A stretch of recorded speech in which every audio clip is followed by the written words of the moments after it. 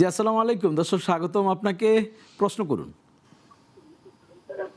জি হুজুর, আমি জানতে চাচ্ছিলাম যে আমরা তো জানি যে আপনার হজের ক্ষেত্রে যদি মহিলারা হজে যেতে চায় সেক্ষেত্রে তাদের নিজস্ব লোকজনের সাথে যেতে হয় বা নিজের খুব কাছের আত্মীয় হ্যাঁ, মাহারাম অর্থাৎ যাদের সাথে বিবাহ বৈধ নয়। হ্যাঁ, জি। বিবাহ বোঝানোর। জি, হুম, তো হুম। এখন ওই যে আমার আম্মা মানে আমার খালা যাবে, খালাতো ভাইয়ের ওয়াইফ, ওনারা যাবে। আচ্ছা, তো আচ্ছা, ওনাদের সাথে আমরা যদি আমাদের আম্মাকে পাঠাতে চাই বা আচ্ছা, আম্মা যদি ওনাদের সাথে যায় সেক্ষেত্রে কি হজ ফরজ হবে কিনা?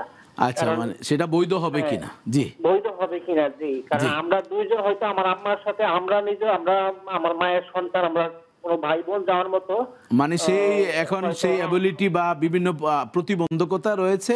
এজন্য আপনার রয়েছে। জি খালতো জি ভাই বা উনার ওয়াইফ এদের সাথে পাঠাচ্ছেন। জি, ধন্যবাদ। জি বুঝতে পেরেছি, আমাদের সাথেই থাকুন। জি, মোহতারাম। আসলেই হজের জন্য তো মুহররম আবশ্যক, জি, এটা তো অবশ্যই হয়েছে। আমারও গত 2023-এ এমন হয়েছিল।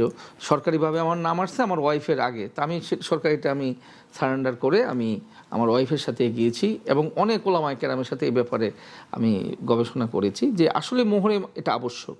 কিন্তু ভাই যেটা বললেন যে ইসলামে একটি বিধি আছে যে লা ইউকাল্লিফুল্লাহু নাফসান ইল্লা উসআহা, যদি এমনই হয় তাদের কারো যাওয়ার মতো হয় না, এখন তার খালাতো ভাই তার এরা যদি বা তার খালাতো অনেক মহিলা থাকে, তার যদি আরও কিছু মুহররম তার সাথে থাকে, একাধিক মুহররম থাকে, সৌদি আরবে এটা একটু শিথিল করেছে গত বছর থেকে। আচ্ছা, আচ্ছা, তবে মুহররম নিয়ে যাওয়াটাই উত্তম।